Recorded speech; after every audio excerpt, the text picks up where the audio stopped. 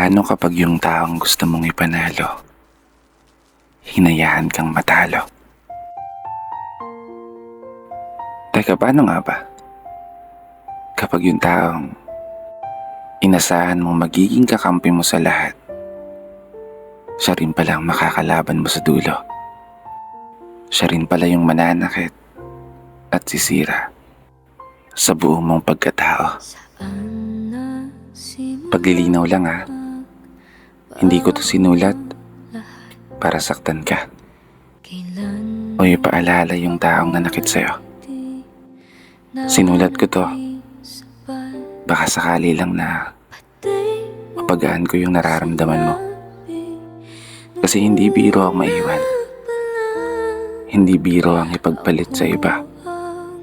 Hindi biro ang umasa sa mga pangako na habang buhay magkasama kayong dalawa.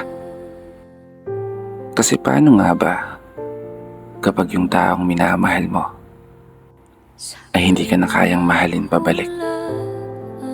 Paano nga ba kapag tuluyan ng nanlamig yung dating mainit at matatamis na halik? At mas masakit pa doon, yung bigla ka na lang ipagpalit. Paano ka nga ba makakabangon muli?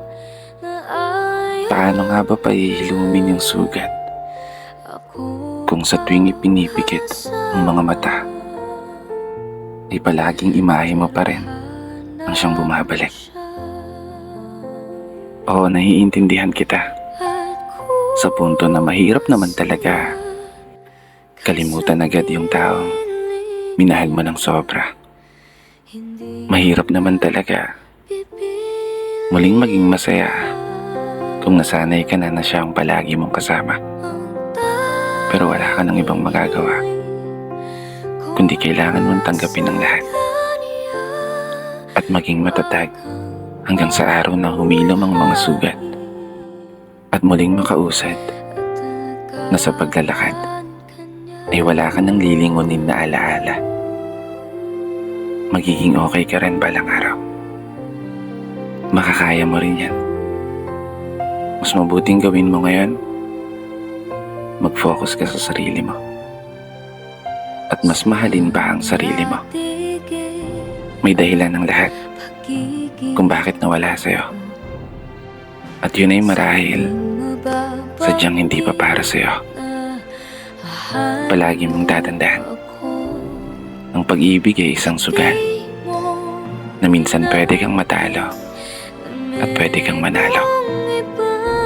Magtiwala ka lang sa kanyang mga plano dahil darating din ang araw, mangyayari din lahat higit pa sa mga hinihiling mo. Isang mahigpit na yakap,